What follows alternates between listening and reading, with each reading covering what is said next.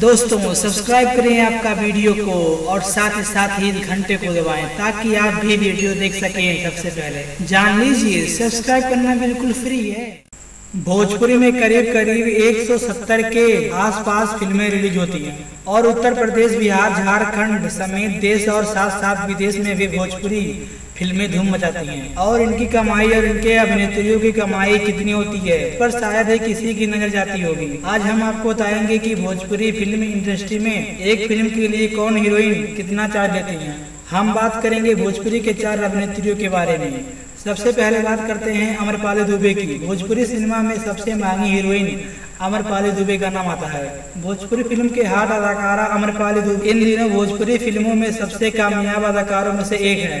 करीब 1 दर्जन फिल्मों की अपार सफलता के बाद अमरपाली दुबे सुर्खियों में है।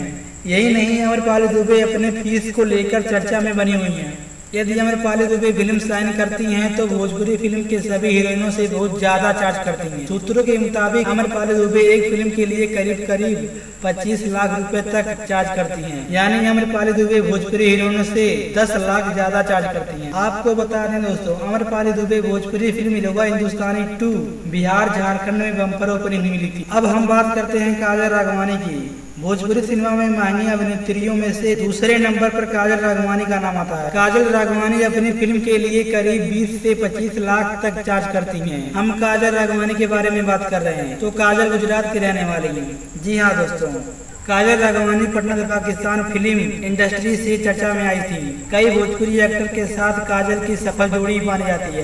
काजल की भोजपुरी फिल्म मेहंदी लगा के रखना भोजपुरी बॉक्स ऑफिस पर जबरदस्त सुपर डुपर हिट हुई। अब हम बात करेंगे अक्षरा सिंह की। भोजपुरी टॉप अप अभिनेत्री तीसरे नंबर पर अक्षरा सिंह का नाम आता है। अक्षरा सिंह को भोजपुरी की चुलबुली अदाकारा कहा जाता है।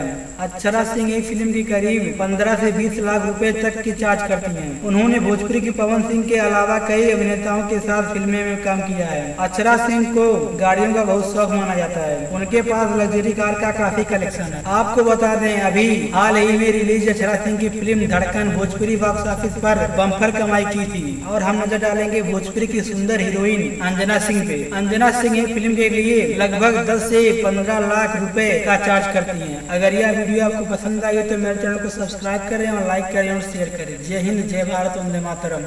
आपका वीडियो।